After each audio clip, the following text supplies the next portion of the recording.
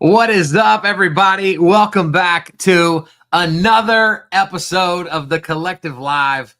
And Michael, I get hyped every time that countdown comes on because that's a jam. Oh, dude, that music! I was dancing, bro. I can see you in the green room, kind of getting your groove on. And so, guys, this is a new face that you have not seen before, and that's why I'm so excited that he's here. And in full transparency, this is Shane's guy. So if you don't like him, blame Shane. But if you do like him, I'm going to take credit because I told Shane that this dude seemed cool and we should have him come in. But guys, here's what you're in for. Michael Hudson is this gentleman that you're looking at. He is in the digital marketing space. He is coaching people through video and how to show up online. And y'all know Shane and I's heart. We don't ever want this to be about us. We want to be about elevating others, elevating our industry, making people better. And so sometimes that means you bring in people that do what you do because there's things they do better and there's things they do different. And maybe you just need Michael to say something that I've been telling you for a year and you're going to give him all the credit for it. And you know what? I'm okay with that. And so guys, Michael has been an actor. And so he's spent some time in Hollywood. Through his business, they're getting people hundreds of thousands of views, generating millions of dollars in revenue. He's super familiar to the real estate space, which is beneficial to us on the mortgage side. And so, brother, man, I can't thank you enough for being here. We appreciate you. Dude, Kyle, really appreciate it, man. So happy to be here, amped and ready to go. So I'm going to get out of the way and let you flow. All right, boss. Take care. Hey, everybody. Hope you guys are doing well. Michael Hudson with Praise Media. And just wanted to share with you, especially during this time of year with 2024 winding down, entering 2025. I know there are a ton of entrepreneurs and businesses that just want to rock and roll and destroy social media for 2025. So today, I want to share with you a quote. I'm going to take credit for this quote. I don't know where I heard it from, but this is something that I'm going to take credit for, is that I always tell people, whether you believe in God or some higher power or not, but God or a higher power has blessed us all with a voice that deserves to be heard. So I want that to sink in. I want you guys to read this slide and really vibe with it. Because there's always going to be chatter out there being like, oh, social media is too saturated. There's so many influencers that do the same thing, yada, yada, yada. But I promise you that there's somebody out there that's craving to hear your voice. So today I'm want to inspire you and share with you just some hacks about the content creation process, some things that you can use to build your brand and business.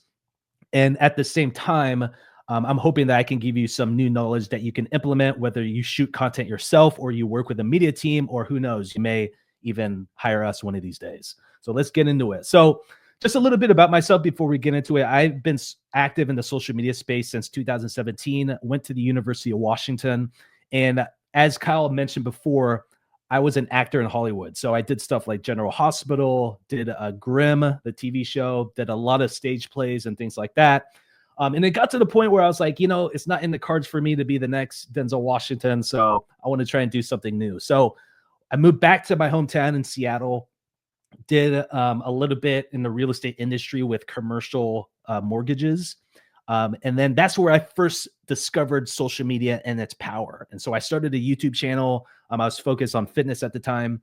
And then I used the skills that I built basically from 2016 to 2020 during the COVID season of taking it to the corporate America. And so I worked with an insurance company, handled 12 to 13 brands, doing social media video, social media management. And it got to the point where I was like, dude, you know what? I feel like this is a need on a wider scale. I feel like a lot of small business owners need to utilize social media the right way to bring in more qualified leads and also invest in their personal brand. And so I literally turned to my 2 weeks, started this company, and we've been slowly scaling out the team. But like Kyle said, we've been doing millions of views for our clients specifically on the YouTube and Instagram platforms, and also millions in revenue for these clients as well.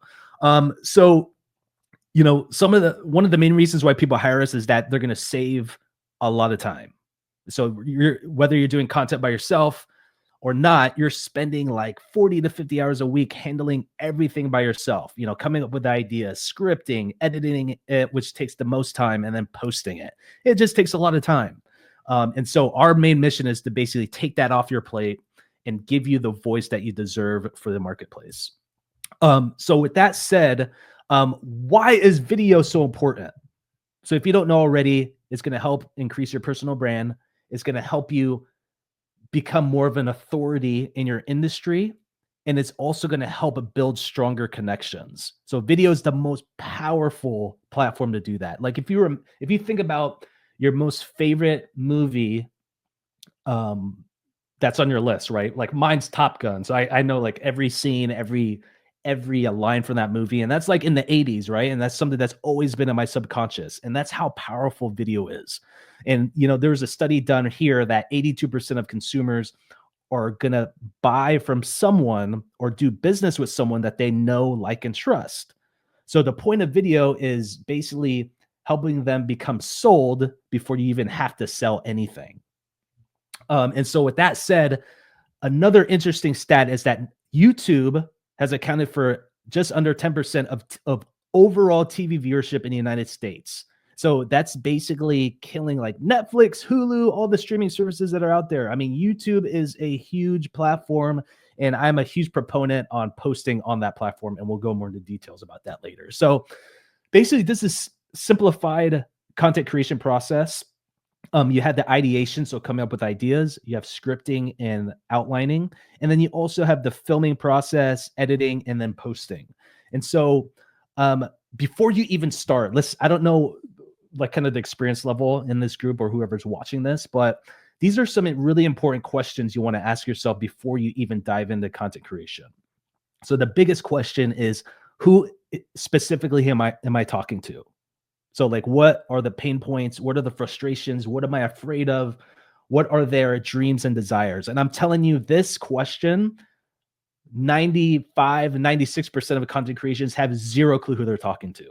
So if you can get this specific right when you start, you know, the opportunities are endless for you. Second question is, why do I want to do this? So do you want to become famous? Do you want to get more leads? Do you want to create another stream of income? There's no right or wrong reason, but know that this why is going to help you get through all the tough times. So I guarantee there's going to be times where you're like, oh, I don't want to script that video. I don't want to film today. I'm in a funk. I don't feel it. You know, that remembering that why is going to help you get through those obstacles. And then lastly, how do I package the content? So what type of style do you want to do? You want to do a talking head video like this, where you're just sitting in one place and talking? Are you doing like a vlog where you have like your phone or something like this and you're vlogging? You want to do a skit video where it's like, you see a lot of those videos where people are playing more than one character and it's kind of like a comedic element to it. I really suggest trying to figure out like how you want to present your content. And if you're really starting out, I would say experiment with the different styles and see which performs better. Okay. So figuring out like who you're wanting to talk to, I just want to share with you a really great ChatGPT prompt that I've been using lately. And it's basically, I'm not going to read the whole thing. You can copy and paste this and I can send it over to you as well. But ideally, it's really going to break down like several topics that you can tackle, as well as some of the common mistakes or fears that your target avatar has. Okay, so obviously, the more specific you are with the prompt, like giving them what you do, what their problems are, it's going to be able to spit out better results. But this has helped tremendously in creating some type of content library for myself and my clients. And so, like I said here, this one specifically was for a business coach, actually. So they're helping business owners with less than 50 employees. And then look, it just spit out, this is just one of them, but it was multiple categories where it just breaks down and just shows you exactly what your target audience fears and desires are. And so you can create your content revolving around that. So first step is I want to share with you just some resources that my team use for my content or our clients' content when it comes to coming up with ideas. Okay. Sometimes, a lot of content creators are tempted in just creating content, throw it on the wall, see what sticks, and they just pray and hope that they get a lead or like a meeting booked or something like that. That's not how it works. Okay. I mean, especially in 2025, it's going to be very important to create intentional video content. Okay. And so remember that. And then there's two categories of content. There's going to be your evergreen content, which is more search-based. So for example, these are the 5 financing types you don't know about in the mortgage industry. So that's something that would be like search-based because people would be like, okay, financing house, how much can I qualify for in this specific area, especially when they type in on Google or YouTube. And then you have the trending content. So it's going to be like current events. So like the election, for example, the Super Bowl, which is coming up in a couple months. That's going to be trending content. And so my like kind of healthy barometer when it comes to creating content is like, I like to do at least 85 to 90% of evergreen content, something that's going to live online for a very long time. And then the rest is going to be more trending content because that's not going to last as long and it's not really as searchable. And so with that said, a couple other resources that we use typically are Google Trends. So this is a great platform because you can type in keywords and it's going to give you live data of what people are searching for on Google. And so you can filter it out to even YouTube search, and you can be like, okay, this keyword is on fire right now. So I want to try and I'm going to save that in my database and I'm going to build content around that keyword.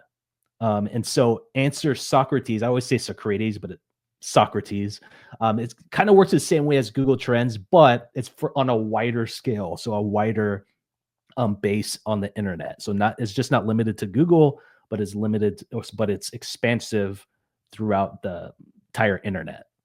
So it kind of works hand in hand with that. And then another strategy you can do to find some inspiration for ideas is to go on Instagram. You go to the Reels tab, and then you type in a keyword, and you can see the best performing videos. Okay, I'm not telling you to go on there and copy verbatim what another person is doing, but some great things to look at is like the hook. So the first like 3 to 5 seconds of video, and then also like the style that they're doing. And then from there, you can use that as inspiration and implement it in your content. Okay. And then, so I just wanted to share with you just some evergreen content ideas that you can do. I'm not going to read all of them, but you can screenshot this definitely and feel free to use them for your content library as well. I will say a big thing on here to mention is client testimonials. In my opinion, businesses don't do enough of those, especially like showcasing client wins. That is going to be huge. I just got done filming a YouTube video talking about like the 3 most important videos, and the client wins category is like at the top of the list because that's something that's overlooked, and it's a great way to just increase your conversion rate when you're prospecting and things like that. Some trending content ideas you can do are, reaction videos are huge. So what that means is that you see a video like on Instagram, an Instagram reel, for example, you may not agree with the content being shared. And what you would do is like, you'd show a snippet of that, and then you would show your reaction or like your opinion on what is being said. So that's a huge thing. And then obviously popular events that are going on, sporting events, concerts, Taylor Swift is huge right now. And then like movies, whenever, great movies come out, it's close to Christmas time. So there's a lot of trending videos out there that relate to that holiday. So what's a good way to store your topics? So, what I just use is Google Sheets. So if you want this template, just let me know and I can definitely drop it to you. Just shoot me a message on IG or email me, and then I can send you this list. And it's great because you can organize it by the type of video. You have the hook here, which is extremely important, and then also the video topic. So if this is something that you're interested in, make sure to hit me up. It's no charge at all. So I just want to see you succeed.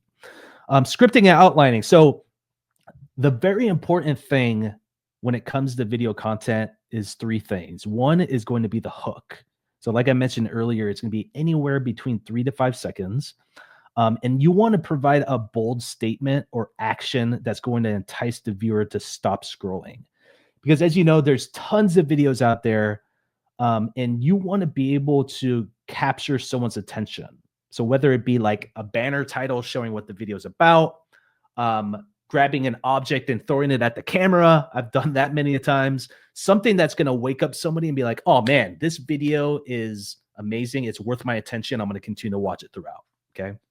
And then also you have the body, which is the benefit sentence, meaning what do they get out of watching this video? What's the next sentence that you're going to say that they're going to be like, okay, this is worth my attention. I have to watch it because I'm going to get this benefit out of it.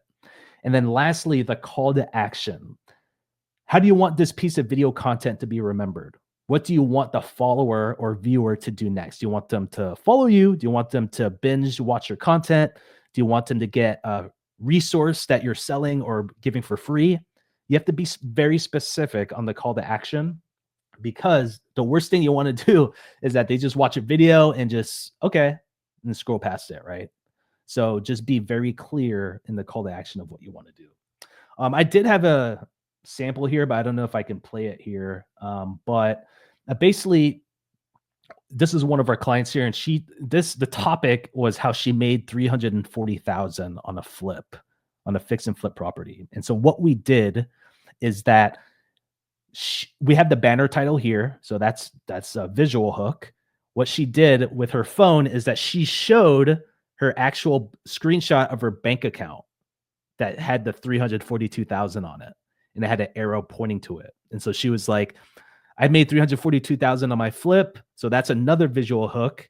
And then she basically goes, this is how I did it. So that's kind of like the benefit sentence, is that you're going to learn about how she did it. And then she goes into detail about how she did it. And then yada, yada, yada. Call to action was like, if you want to learn more, be sure to follow me for more. Things of that nature. So that one did really well on TikTok. Like overnight, it was like 150,000 views. It just really popped off for her. So it did really well. So based on this breakdown of the script, I wanted to share with you a freebie here. If you visit this website, it's a free download where it helps you break down your idea into script form. And so it's online, or you can print it out and write into it, whatever is easier for you. So feel free to visit the website. It's free download. You can access it in rock and roll.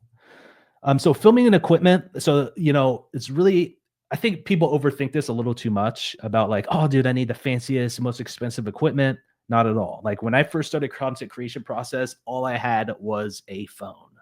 So iPhone right here. All I did was like YouTube, horizontal style, shorts, vertical style, that's it. And then obviously when I increased revenue, I was able to invest more in equipment and things like that. So depending on what your budget is, there's nothing wrong with starting out with your phone. But also an important thing is just to have a tripod, something that's going to hold your camera, especially if you're doing like talking head videos like this. Audio, super important. I would say that's the second most important thing, aside from having like clear video, is that usually when the audio's off, someone's going to scroll past it right away. The engagement drops like crazy. And so I like wireless labs like this. This is actually called the DJI Wireless 2. So this is really good. I prefer wireless, so you don't have to like worry about tripping over wires and things like that. And you can use this on your phone or a regular camera.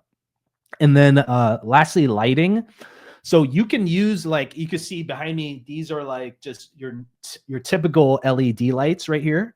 But I love using natural light. So if you're like, say you're a realtor, you're shooting in a listing, you have big windows or things like that, just sitting or standing in front of the window, getting that natural light is always going to be ideal. But you can always use like LED lights. You can use like soft boxes, which are really beneficial as well. I also want to share with you another free resource you can use. So if you visit this website, it's a free download. It's going to go through all the equipment that we use for our Praise Media team. It's tried and true.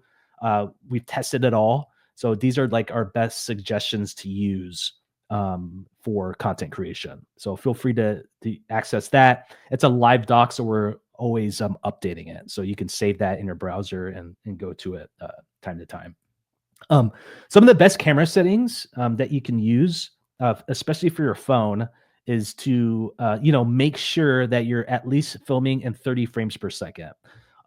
So I don't know if it might be hard for me to do it, but like all you'd have to do, like especially if you have an iPhone, you just go into your iPhone and you go to the video option and you see the top right, it's like 4K, then it shows the other number. All you'd have to do is just tap that and go to 30 frames. I enjoy shooting in 60 frames. That's very important to me because it increases the quality. And then what also helps is being able to have the grid lines on. So you can go to settings and turn that on as well. So with the other camera, like a normal camera, you can basically do the same thing, 30 frames per second, just have the auto settings on. And then obviously if you're going to be filming in vertical style, you have it turned, and then horizontal, right? So it just really depends on what type of platform you're going to be posting on. So yeah, feel free to hit up that free resource there. So visual elements. So when it comes to editing, very important to always have subtitles on your videos.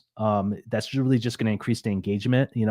Really great stat here is 85% of viewers watch a video without sound. So, we're constantly scrolling on our phones, we're just letting time pass by, we're watching. And so it's really important to have those subtitles. And then also B-roll. So if you don't know what B-roll is, all it is that it's supplement footage. So for example, say that a realtor is doing like a house tour. It starts with her or him basically being like, hey, I'm here in Everett, Washington, where we're showcasing a $10 million mansion. So as they're talking, they would show footage, like a drone shot of the house. Excuse me. It'd be like a drone shot of the house. It'd be showing like snippets of the exterior of the house as she's talking. So that would be like B-roll. And then the A-roll would be like her on camera talking. So these are really good elements just to include in your videos, because it's just going to increase the engagement of the video.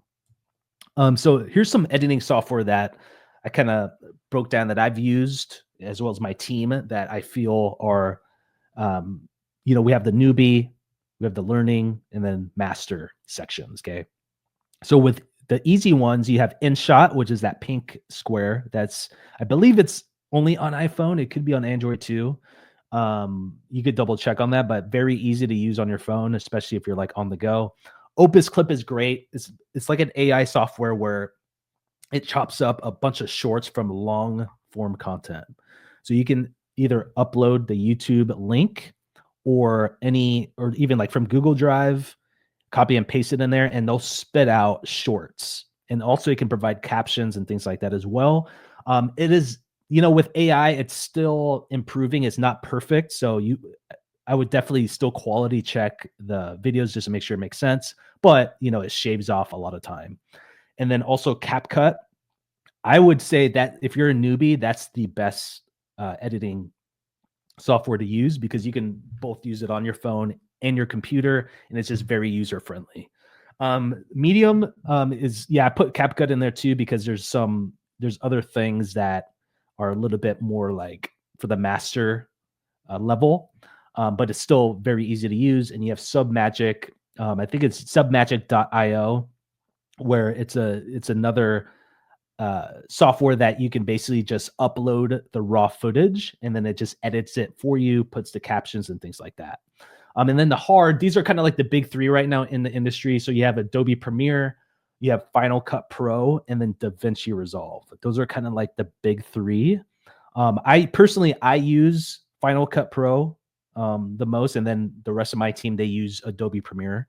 So it really just depends on,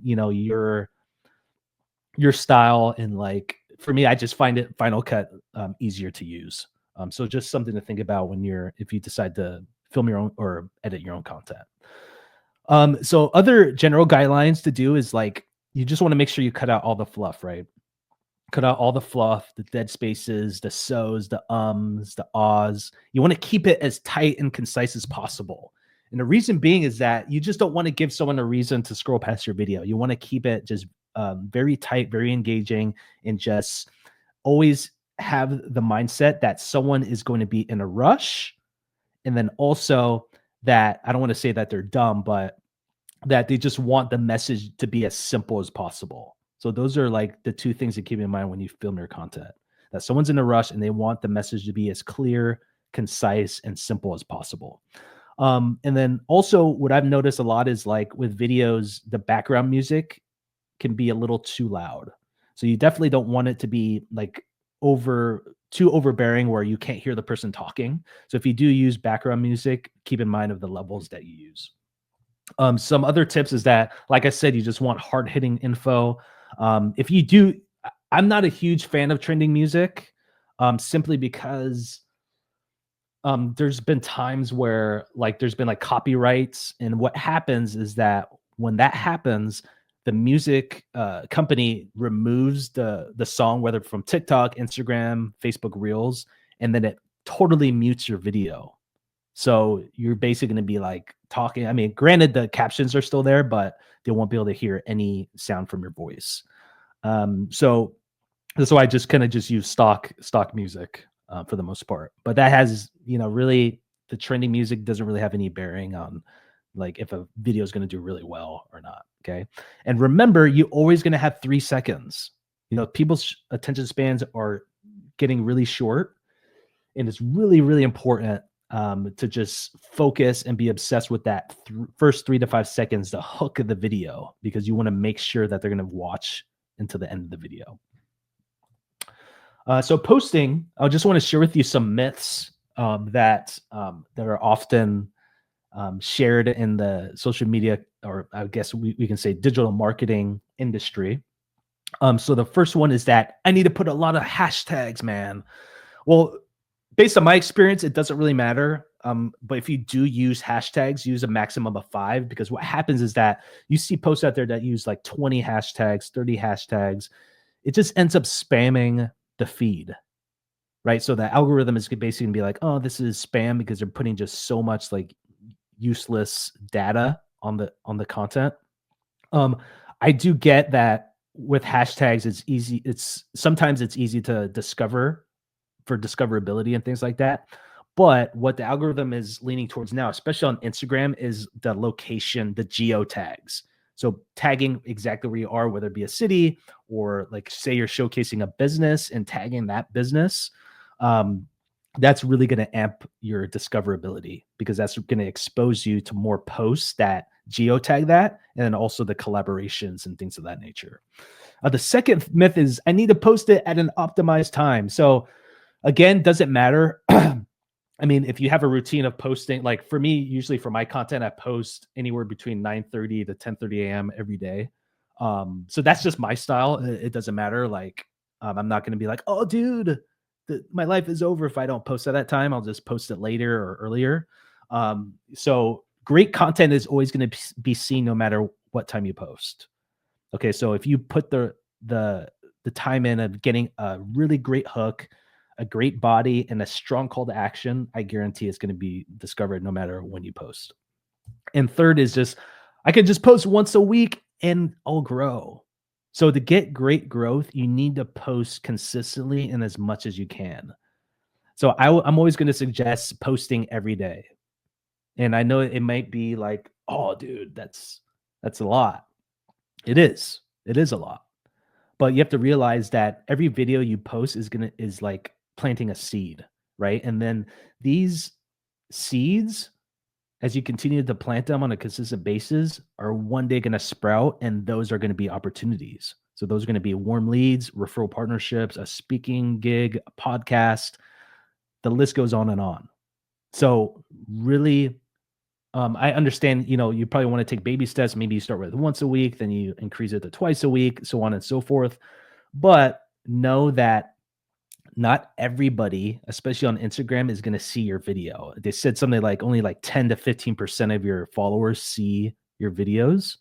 So it's really important to just ramp it up and post as much as you can.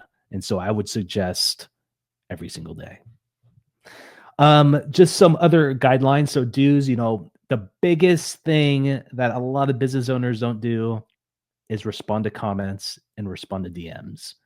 That I'm telling you, you are leaving thousands of dollars on the table because most are ignoring the DMs that are coming in.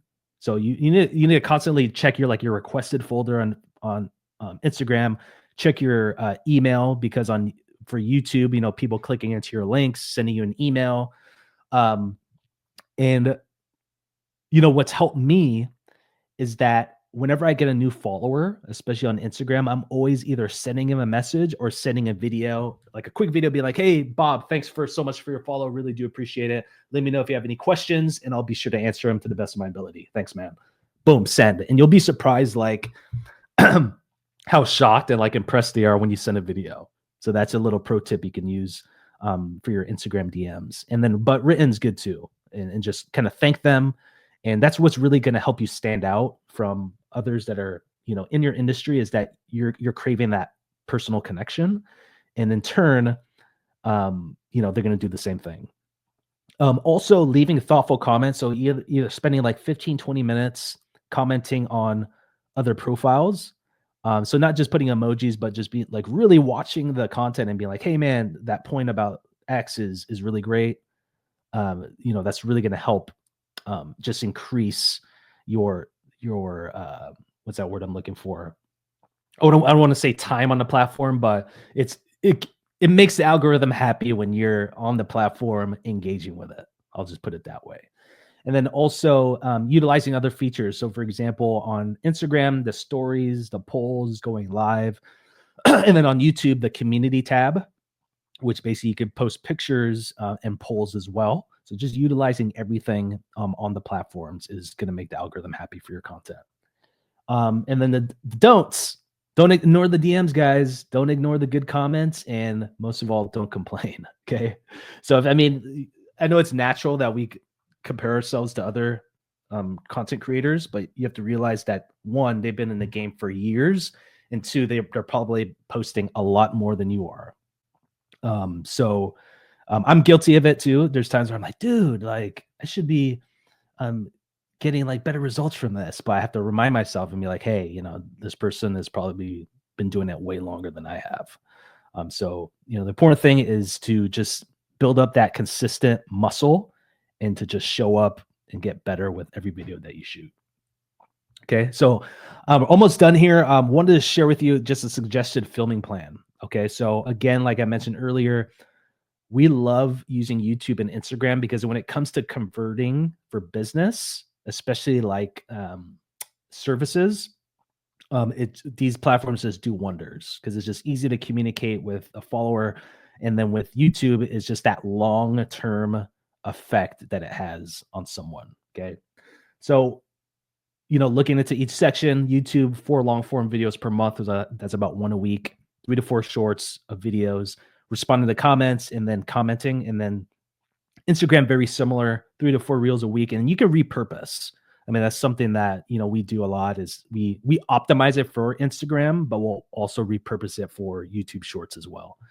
And then 5 to 7 stories a day. So that's a great way to create a stronger connection with your audience. So showing a day in your life, what you're up to, client wins, what you do with your family, fitness routine, whatever. This is a really good way to create more of a stronger connection with your audience. So it's really important to stay consistent with that. Because again, people are going to get an inside look about what you're doing, and you'll be surprised at how much people are interested to see how you tick or how your business operates.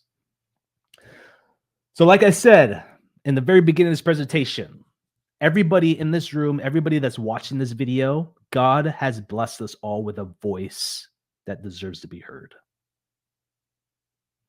That's it.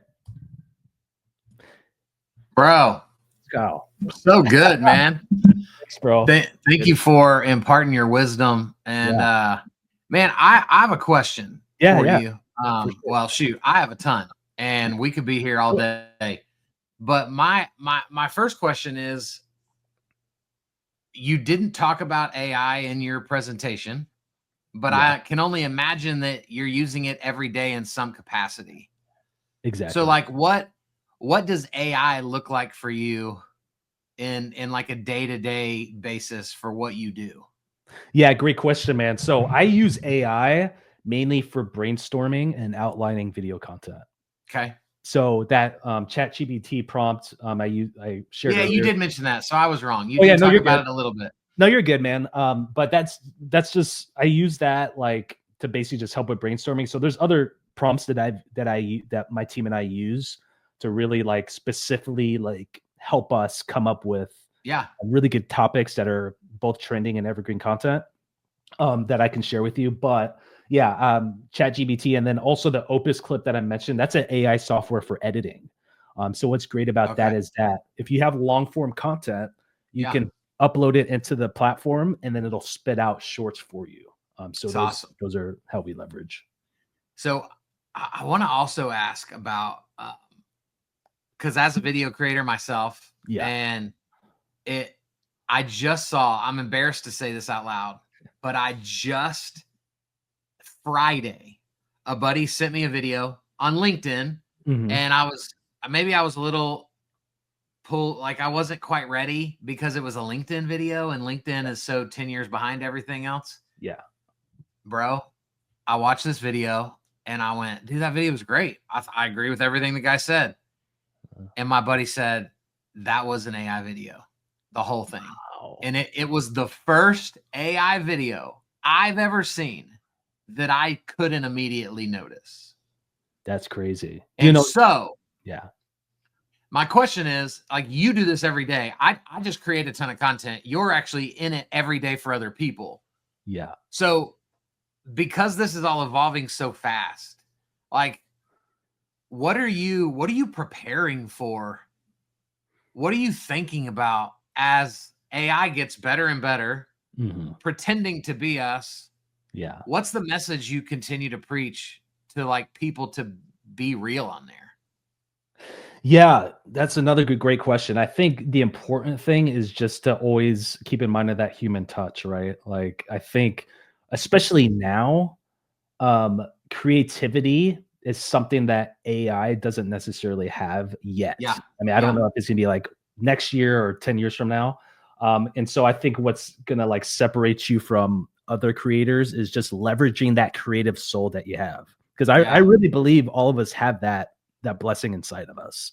We just, there's beautiful different ways we perceive different situations and different topics. And we have our own spin on that. So I always tell people just to leverage that creativity that you have. That's good, man.